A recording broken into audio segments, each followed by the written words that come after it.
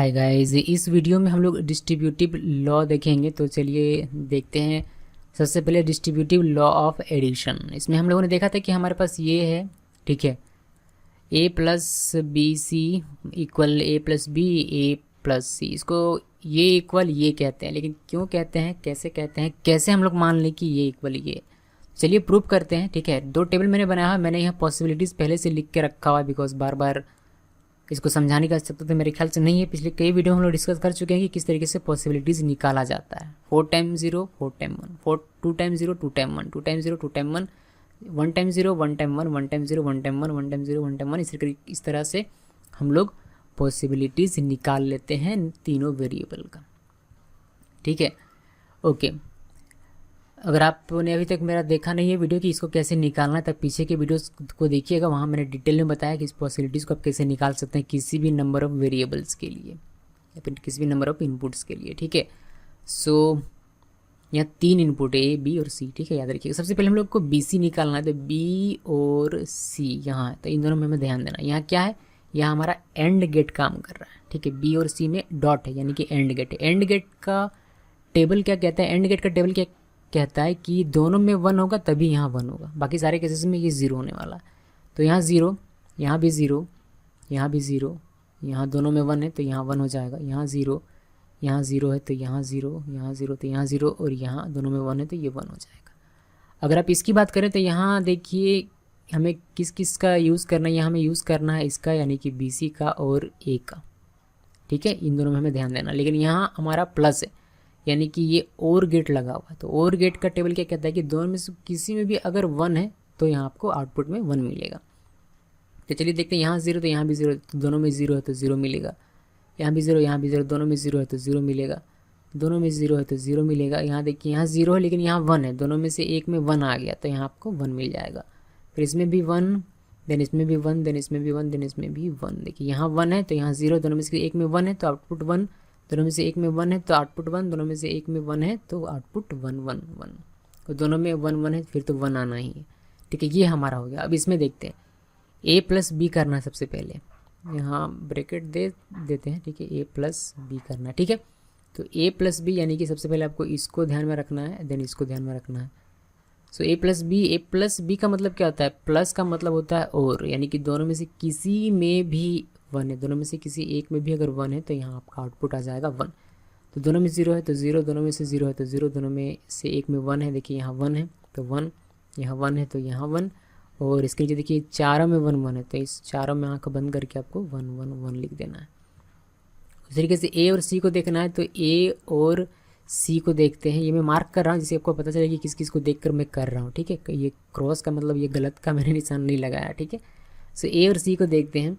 तो ए और सी दोनों में 0 है तो 0, दोनों में से एक में 1 आ गया तो यहाँ 1, दोनों में 0 है तो 0, दोनों में से एक में 1 है तो 1, और इसके नीचे इसमें सभी में 1 1 है तो यहाँ आँख बंद करके आप 1 1 1 लिख सकते हैं। ठीक है, अब हमें देखना है इसमें और इसमें। लेकिन बीच में क्या है, बीच में है डॉट, यानी कि एंड गेट। एंड गेट क्या कहता है, दोनों में अगर 1 है तभी 1 होगा, बाकी सारे केसेस में ये 0 होगा। तो यहाँ 0 हो जाएगा, यहाँ 0, यहाँ 0, ये 1 हो जाएगा, ये 1 हो जाएगा, यहाँ भी 1, यहाँ भी 1 और यहाँ भी 1। आप देखेंगे कि इसका जो रिज़ल्ट आया है और इसका जो रिज़ल्ट आया है, दोनों का रिज़ल्ट सेम है। यानी यहाँ 3 0 है तो यहाँ भी 3 0 है, और बाकी सारा यहाँ 1 है तो बाकी सारा यहाँ भी 1 है। सो हम लोग कह सकते हैं कि ये इक्वल ये होता है। ये हम लोगों ने प्रूफ कर लिया है इस ट्रूथ टेबल के द्वारा। ठीक है, इसका अगर आप चाहें तो आप बना लीजिएगा। ठीक है, आप इसका बना लीजिएगा। ये लॉजिक से यहाँ जगह नहीं मिल पाएगा उतना ज़्यादा मेरे ख्याल से। ठीक है, तो इसका भी सर्किट बनाना उतना मुश्किल नहीं है, आसान है। बस ऐसे वैसे सर्किट ज़रूरी नहीं है, प्रूफ करने के लिए इतना काफ़ी है। ठीक है, सर्किट में बना देता हूँ जिससे कि आपको समझ में लॉजिकली आ जाए कि वो सर्किट ये इससे जो सर्किट बनेगा वह वही काम करेगा जो इससे सर्किट बनेगा। ठीक है, बस इतना ही है इसमें एडिशन ऑफ डिस्ट्रीब्यूटिव लॉ में, डिस्ट्रीब्यूटिव लॉ ऑफ एडिशन में उल्टा बोल देता मैं।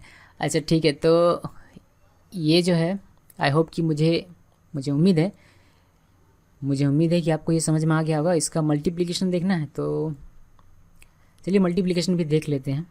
ओके, सो मल्टीप्लिकेशन देखते हैं। Distributive law of multiplication. तो इसका मल्टीप्लिकेशन का जो लॉ है वो कुछ इस तरीके से है, ए बी प्लस सी और ए बी प्लस ए सी। तो इसमें भी 2 टेबल मैंने बनाया हुआ है, मुझे उम्मीद है कि सब कुछ ठीक ठाक लिखा होगा। मैंने बहुत गड़बड़ चीज़ें लिख देता हूँ, वो कॉपी पेस्ट करने के चक्कर में ऐसा होता है।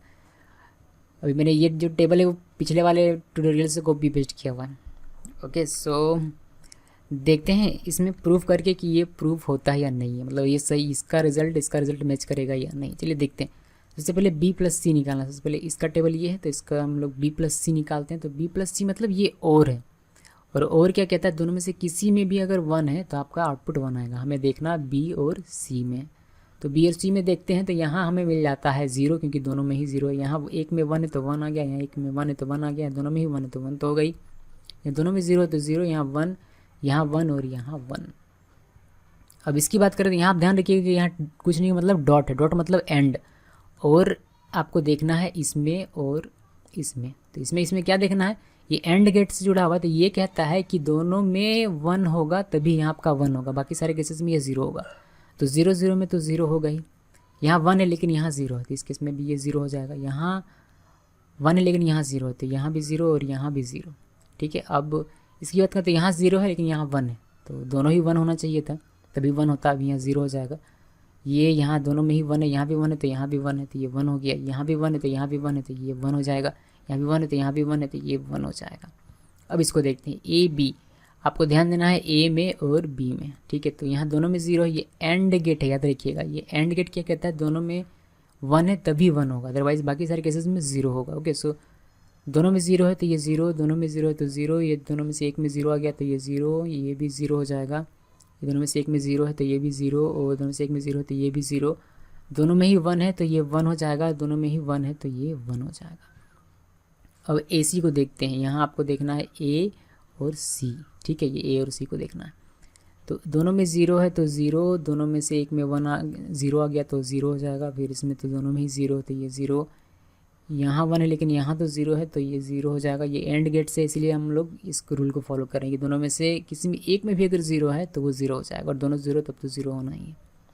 ठीक है, सो ए और सी को देख रहे हैं, यहाँ 0 हो गया तो ये यहाँ 0 हो जाएगा। यहाँ दोनों में ही 1 है, देखिए यहाँ भी 1 है तो यहाँ भी 1 है, इस केस में यहाँ ये यहाँ 1 हो जाएगा। इसमें देखेंगे तो यहाँ 0 है तो ये 0 हो जाएगा, ये 1 है तो ये 1, यहाँ भी 1 है तो इस केस में ये 1 हो जाएगा। अब इसको देखेंगे, इसको देखने के लिए हमें इसमें और इसमें ध्यान देने की आवश्यकता है। यहाँ प्लस है, यानी कि दोनों में से किसी एक में भी अगर 1 है तो उसका आउटपुट हमें 1 मिल जाएगा। यहाँ 0, दोनों में 0, दोनों में 0, दोनों में 0, दोनों में 0, इसमें एक में 1 है तो यहाँ 1, दोनों में एक में 1 है तो यहाँ 1, या दोनों में ही 1 है तो यहाँ 1। अब देखेंगे कि इसका रिजल्ट और इसका रिजल्ट दोनों का ही रिजल्ट सेम है, यानी कि 2 4 5। फर्स्ट 5 में 0 0 है तो यहाँ भी फर्स्ट 5 में आपको 0 0 मिलेगा, और लास्ट 3 में 1 1 है तो लास्ट 3 में 1 1 1 आपको यहाँ भी मिलेगा। यानी कि इस ट्रूथ टेबल से आपने प्रूव कर लिया कि हाँ ये इक्वल ये होता है और ये लो बिल्कुल सही है। आई होप कि आपको ये समझ में आया होगा। अगर कोई भी डाउट है तो आप मुझे कमेंट के थ्रू पूछ सकते हैं, और हाँ सर्किट आप बनाने की कोशिश कीजिएगा इन दोनों का। ठीक है, okay, so thanks for watching.